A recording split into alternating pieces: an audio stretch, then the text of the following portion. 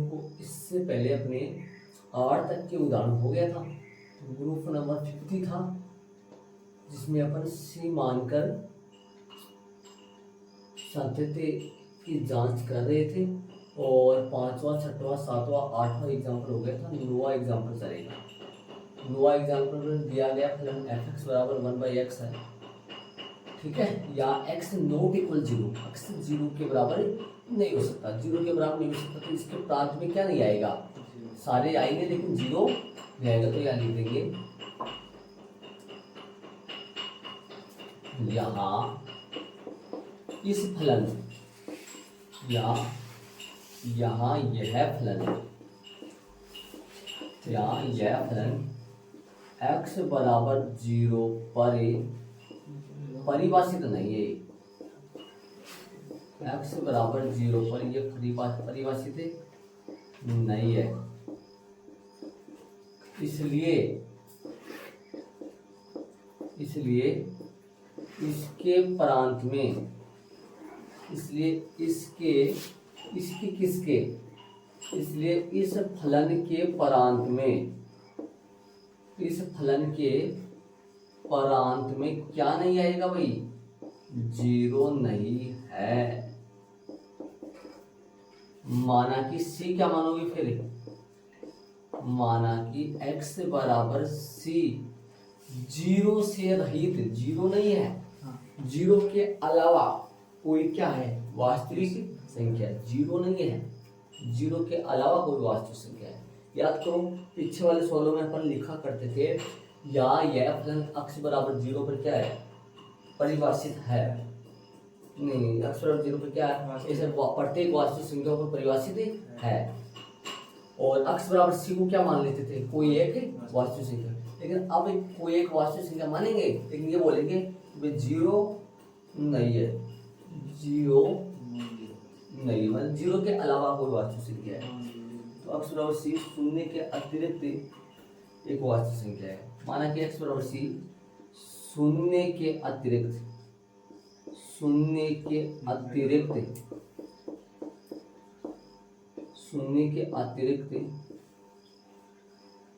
मतलब इस चीज को बोलेंगे शून्येतर भी इस चीज को अपन बोल सकते हैं, न लिखो तो लिख दो। शून्य के अतिरिक्त कोई एक वास्तविक संख्या है, शून्य के अलावा कोई एक वास्तविक संख्या है। x बराबर c पर क्या करेंगे, सातत्य की जांच कर दो फटाफट।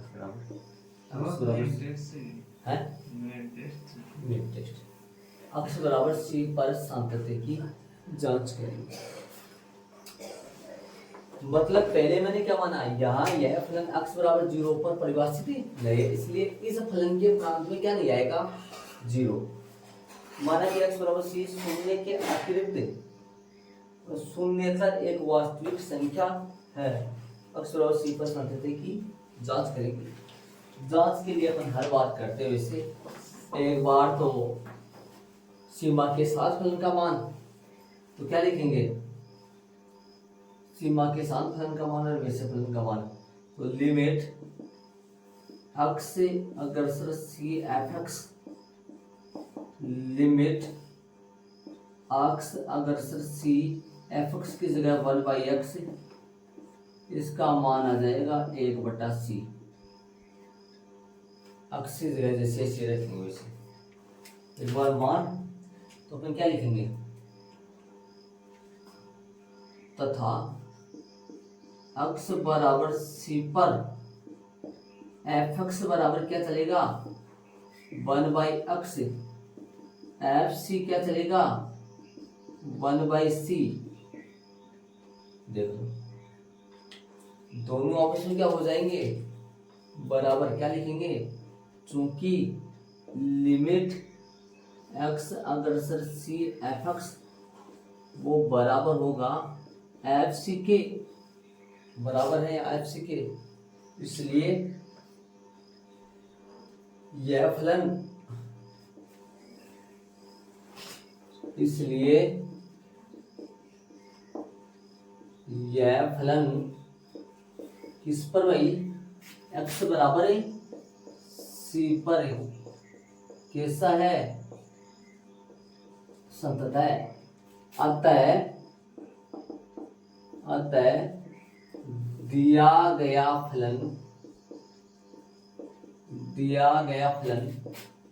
अपने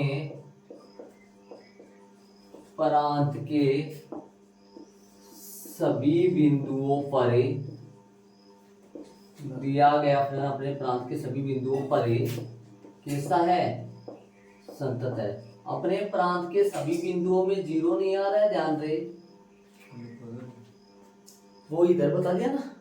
अब प्रांत क्या है इसका, जीरो के अलावा सभी वास्तविक संख्या, तो जीरो पे संतत नहीं है, जीरो पर तो परिभाषित नहीं है, संतत क्या। ऐड करो फटाफट, चलेंगे आगे वाले एग्जांपल में। अपने प्रांत के, अतः यह फलन अपने प्रांत के सभी बिंदुओं पर संतत है। अतः यह फलन या अतः दिया गया फलन अपने प्रांत के सभी बिंदुओं पर संतत है। ये उदाहरण नंबर 9 हो गया। इसमें एक खास बात ये है, पीछे वाले जो उदाहरण किए थे ना, उसमें जीरो वाला मैटर नहीं था। मतलब वहां जीरो पर भी फलन परिभाषित करता था, वहां तो सभी वास्तविक संख्याओं पर परिभाषित था, लेकिन यहाँ सभी वास्तविक संख्या के अलावा किस पे परिभाषित नहीं है, जीरो पे, इसलिए जीरो के लिए मना कर दिया इसमें। ठीक है, चलेंगे आगे वाले में, ऐड करो। इसलिए इस फलन के प्रांत में जीरो नहीं आएगा ना, ये लगाए, इसलिए इस फलन के प्रांत में जीरो। तो भी ऐड फटाफट देखो, पांचवें में तत्सम फलन था, छठे में कौन सा फलन था, अचर फलन था, सातवें में कौन सा मापांक फलन था, आठवें में बहुपद था, वो एक्स स्क्वायर माइनस एक्स था, एक्स क्यूब था, और प्लस में एक्स स्क्वायर माइनस में एक, ये फलन था, मतलब ये बहुपद फलन था। तो ये जो चार उदाहरण अपन करे थे, ये चारों के चारों एक कैटेगरी के उदाहरण थे। मतलब इन चारों उदाहरणों में फलन सभी वास्तविक संख्याओं पर परिभाषित था, लेकिन उदाहरण नंबर 9, उदाहरण नंबर 12, शायद 14 का पता नहीं मेरे को, 12 का तो जरूर पता है। उदाहरण नंबर 9 और उदाहरण नंबर 12, इन दोनों उदाहरणों में x बराबर 0 पर फलन परिभाषित नहीं है। कैसे पता चला, इसने देखो यहाँ 0 रखो, जैसे 0 रखोगे तो यह परिभाषित नहीं होगा। क्या लिख दिया, यहाँ यह फलन x बराबर 0 पर परिभाषित नहीं है। पीछे वाले सवालों में क्या लिखा था, इन चार में क्या लिखा था, यहाँ बात याद है आपके, यह फलन प्रत्येक वास्तविक संख्याओं पर परिभाषित है। इस माना कि x बराबर c कोई एक वास्तविक संख्या, लेकिन इसमें क्या लिखा, इसलिए इस फलन के प्रांत में कौन नहीं आएगा, और वहां प्रांत में सभी वास्तविक संख्या थी, तो वो लगाने की जरूरत नहीं पड़ा था। याद करो, ये लाइन नहीं लिखा था उसपे, माना कि x बराबर c शून्य के अतिरिक्त कोई एक वास्तविक, और उन सवालों में ये लाइन क्या लिखा था, माना कि x बराबर c कोई एक वास्तविक संख्या है। ये नहीं लिखा था, शून्य के अतिरिक्त नहीं लिखा था, याद करो उन चार उदाहरणों में। ठीक है, फिर आगे तो नोट बनाए।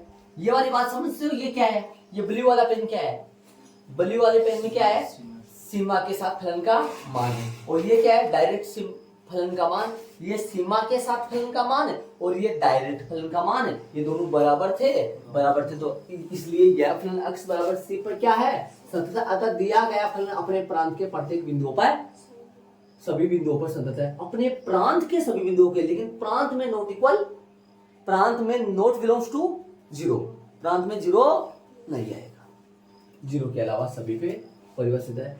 एक आगे वाला उदाहरण भी ऐसा ही है, वहां पे भी 0 पे फलन परिभाषित नहीं है। कौन सा उदाहरण आगे 12 जाके देख सकते हो, वहां पे फलन 0 पे परिभाषित नहीं है।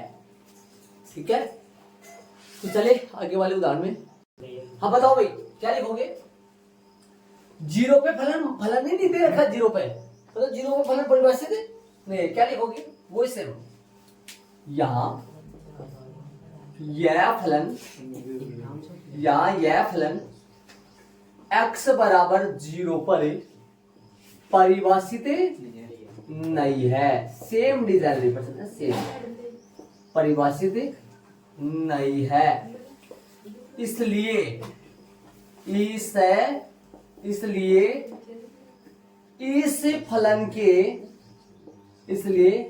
इस फलन के प्रांत में कौन नहीं है? प्रांत में 0 नहीं है। इस फलन के प्रांत में 0 नहीं है। समझ रहे हो क्या भाई? प्रांत में। अब सुनना, पीछे वाला प्रश्न है ना, पीछे वाले प्रश्न में एक ही फलन दे रखा था, 2 फलन नहीं थे, याद करो। एक ही फलन था ना, सिर्फ क्या था? पीछे वाले प्रश्न में एक ही फलन था, एक बटा x। लेकिन यहाँ पर 2 फलन है, तो 0 से छोटे के लिए अलग चलेगा, 0 से बड़े के लिए अलग ही, दोनों के लिए अलग अलग चलेगा। तो एक बार अलग माना की वाली लाइन एक में लिख दूं, याद करो। यहाँ पर लाइन ऐसा आता है, कई बार तो अपन माना की वाली लाइन को उसमें लिख देते हैं जांच वाली में, और कई बार अलग भी लिख देते हैं उस लाइन को। तो माना कि x बराबर C1, 0 से छोटे पर जांच, ठीक है। तो इसमें लिख देता हूँ एक ही लाइन में, ताकि आप भी गुमराह ना हो। माना कि x बराबर C1 less than equal less than 0 पर सातत्य की जांच। देख लो, समझ लो, आराम से समझो चीजों को। 0 से छोटे के लिए करें आप फलन की, कैसे करेंगे? लिमिट x अग्रसर C1 f(x), लिमिट x अग्रसर C1 f(x) की जगह फलन टटोलो, फलन निर्धारित करो। C1 से 0 से छोटे पर x प्लस 2, LHL वगैरह नहीं आएगा यहाँ, सीधा C1 प्लस 2 सीमा के साथ मान हो गया। डायरेक्ट फलन का मान निकालेंगे, डायरेक्ट फलन का मान निकाल रहा हूं।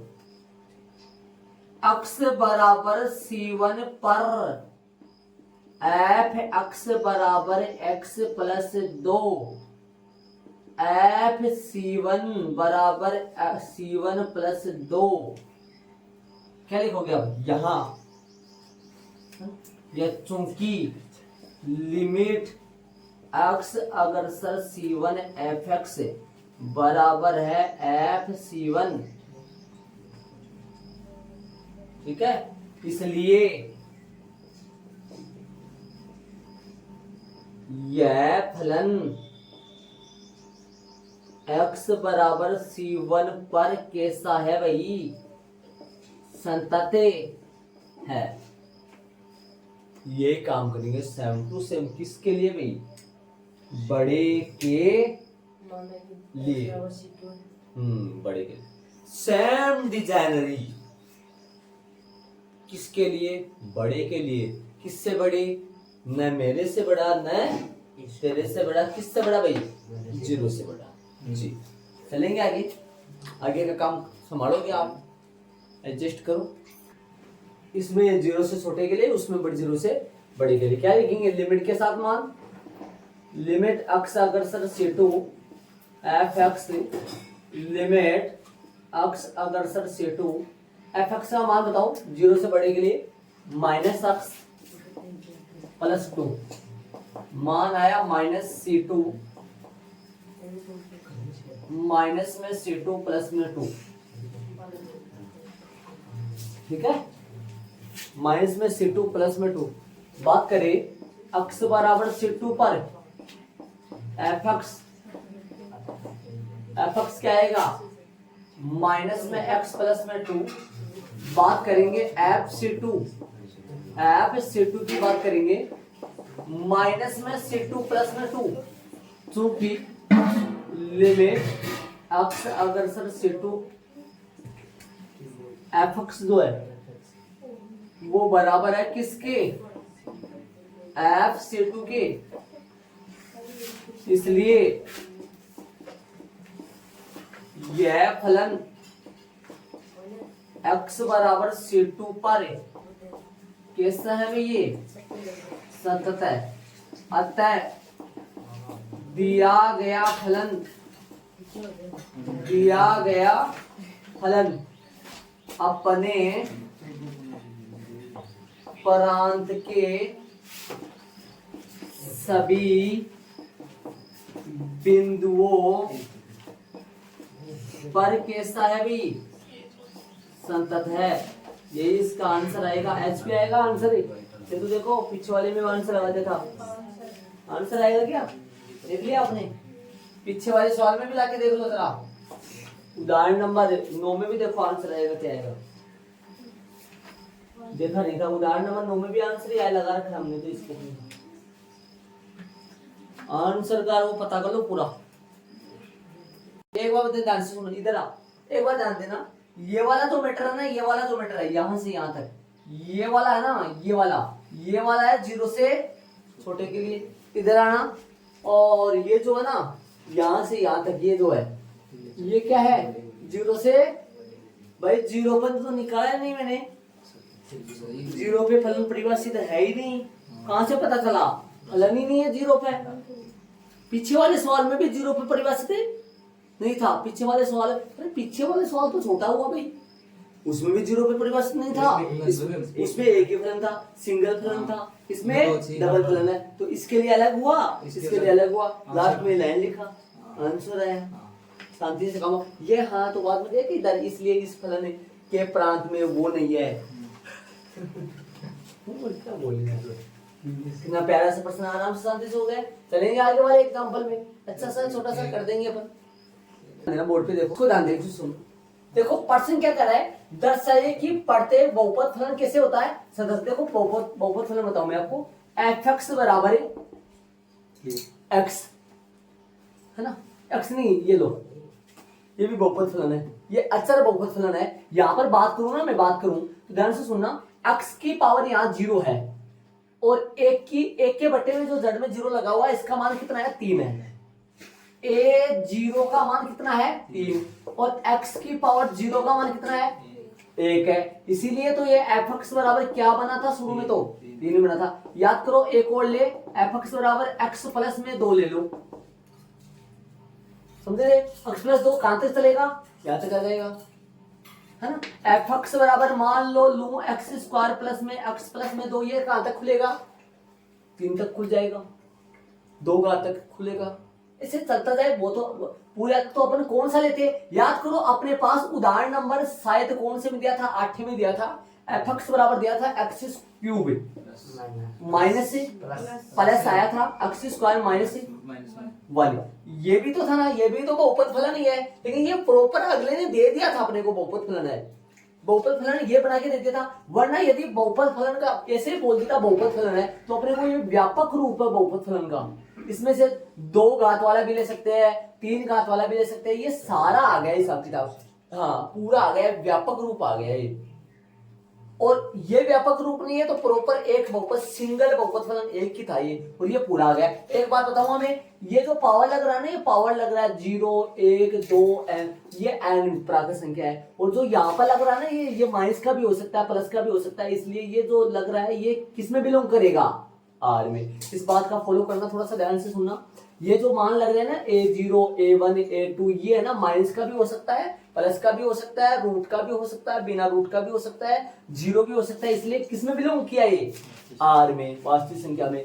और ये जो घात है ना, घात किस में बिलोंग किया, प्राकृत संख्या में। और इसको लगाए या ना लगाए क्या फर्क पड़ेगा, कोई फर्क नहीं पड़ेगा ना। तो फिर यहीं से चालू करो, बोलो इसके ऊपर क्या लग रहा है 1, इसके ऊपर क्या लग रहा है 2 3 4 5 6, प्राकृत संख्या लग रहा है ना, तो इसलिए n किस में बिलोंग कर रहा है, कैपिटल n, कैपिटल n का मतलब प्राकृतिक संख्या है, ठीक है।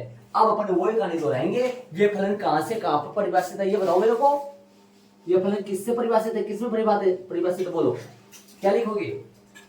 यहां यह फलन प्रत्येक वास्तविक प्रत्येक वास्तविक संख्याओं पर क्या है भाई, ये परिभाषित है। यहाँ यह फलन प्रत्येक वास्तविक संख्याओं को परिभाषित है। माना कि x बराबर c, माना कि x बराबर c एक वास्तविक क्या है भाई, ये एक वास्तविक संख्या है। याद करो ये माना की वाली लाइन यदि यहां ना लिखे अपन है तो नीचे भी लिख सकते हैं वो लगा के, बताया था मैंने आपको। अब क्या आ जाएगा, x बराबर c पर सातत्य की जांच चेक, है ना, लिमिट x अग्रसर c F x, limit x अग्रसर c एफ एक्स रखो यार, बोलो उठा लो पूरा, एफ एक्स उठा लो पूरा, a 0 x की पावर 0, a 1 x की पावर 1, a 2 x की power 2 plus dash dash dash dash डेस, और ये माइनस नहीं भैया, सुना ना, ध्यान दे, कोमा लगा देता हूँ मैं, माइनस नहीं है। a की पावर n, x की पावर n, बड़ा ब्रैकेट बंद, तो छोटा ब्रैकेट बंद, लास्ट में प्लस आएगा, सही बात है, यहाँ प्लस लगाओ, यहाँ पे प्लस आएगा, इसको सही लिख दो फिर आप, यहाँ आएगा प्लस, ठीक है, ध्यान देना ये माइनस नहीं है, यहाँ डेस है, इसके प्लस है, ठीक है। इसमें मान रखो, रखो किसकी जगह क्या रखना है, x की जगह c रखना, बाकी सारा सेम रखो, x की जगह c। देखो ये तो एक प्रकार का हट ही जाएगा, ये तो इससे तो कोई लेना देना नहीं अपने को, वैसे ही हट जाएगा ये। तो x की जगह क्या रखना है, c रखो, x की जगह c रखना है, a0 x की जगह c की पावर 0, a1 c की पावर 1, a2 c की power 2 plus dash dash dash plus a n c की पावर n। देखो बस ये ब्रैकेट क्या हो गया, हट गया, जहां जहां x था वहां वहां हमने c लगाया, बाकी सारा सेम है। करो ऐड, चलेंगे, कर दे। एक थोड़ा सा ध्यान दो सर, मैं कर लिया सर, तई सर नहीं, एक सर मैं पहले बोलता मैं कर लिया वो कर दिया क्या, हाँ, फिर उनको मान निकाल दिया। एक बार सिर्फ और सिर्फ ध्यान दो, तो एक लाइन आप ना उठाओ तो कोई दिक्कत नहीं, एक बार सुन ध्यान से, मेरे को बताना जरूरी है। एक की 0 और c की पावर 0 का मान 1 होता है, इसको हटा सकते हैं अपन, प्लस एक की नीचे 1 और c लिख दो, मतलब c की पावर 1 c लिख दो, आगे लिखना, आगे से सेम चलेगा, आगे से सेम चलेगा। ये लो, अब मान निकाल लो,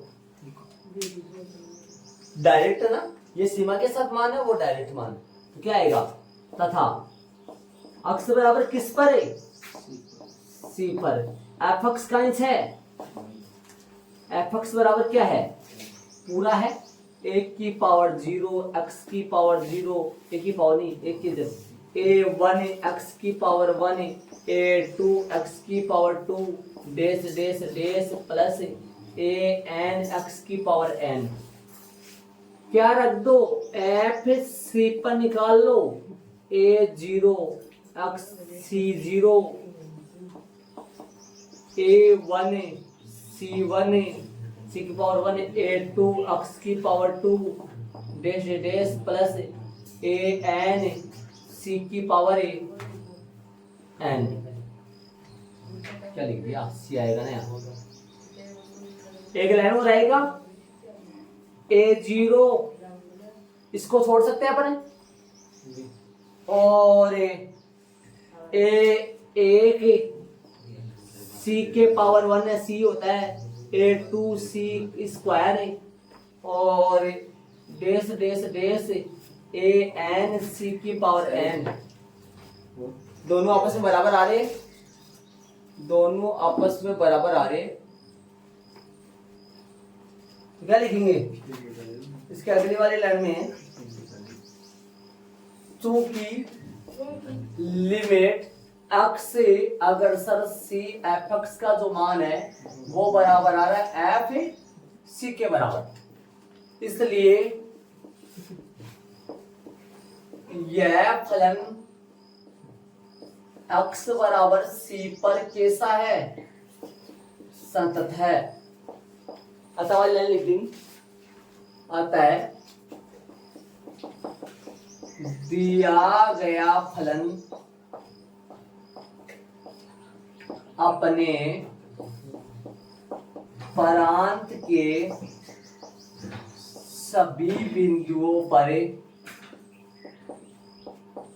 कैसा है, संतत है। HP आएगा राजू, इसमें HP आएगा। अपने प्रांत के प्रत्येक बिंदु पर संतत है। प्रांत क्या है इसका, सभी वास्तविक संख्या है। ऐसे भी लिख सकते हैं, दिया गया अपने प्रत्येक वास्तविक संख्याओं पर संतत है। एक बात और बता दूं, सुनो मेरी बात। यदि हमने ये प्रूव कर लिया, उदाहरण नंबर 14 में ये सिद्ध कर लिया कि बहुपदीय फलन सदैव कैसा होता है, संतत। जब भी आपको बहुपदीय फलन नजर आए तो आप ये बात डायरेक्ट लिख सकते हो कि हम जानते हैं कि बहुपदीय फलन सदैव कैसे होते हैं, सतत। वहां डायरेक्ट लिख सकते हो हम जानते से। इस बात को यूज करके, करने का मतलब कोई अपन चीज सिद्ध कर ले, उस सिद्ध की हुई बात को अपन काम में ले सकते हैं। तो इस बात को अपन काम में ले सकते हैं। ये लाइन मैंने इसलिए लिखी है, यहाँ इस लाइन का राज ये है, ये पर्सन मैंने उतारा ना, इसका राज ये है कि जब भी आप क्वेश्चन देखोगे ना, आप बुक में तो थोड़ा देखते नहीं हो क्वेश्चनों को, तो ये लाइन आपको तुरंत समझना है। ये पर्सन ये है, क्या है, क्या सिद्ध करना है, बहुपदीय फलन सदैव सतत होता है। इस बात को सिद्ध ये करने का, ये फलन लिया है या n का n belongs to capital N है और ये सारे R में जाएंगे। यह फलन प्रत्येक वास्तविक संख्या पर संतत है, इसलिए C एक वास्तविक संख्या है। C पर संतति की जांच है, ये लिमिट के साथ मान है और ये लिमिट डायरेक्ट मान है और वो बराबर आ गए, C पर कर दिया। बात करेंगे उदाहरण नंबर 17 कैसा है, थोड़ा देखिए तो एक बार। उदाहरण नंबर 17 की बात करें थोड़ा सा। 17 कौन सा आ गया, एक मिनट रुको।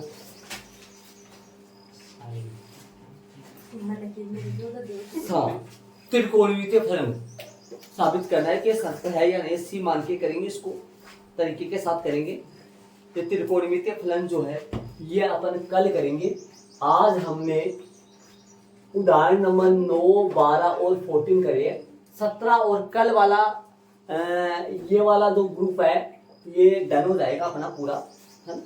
आगे वाले प्रवेश कर जाएंगे।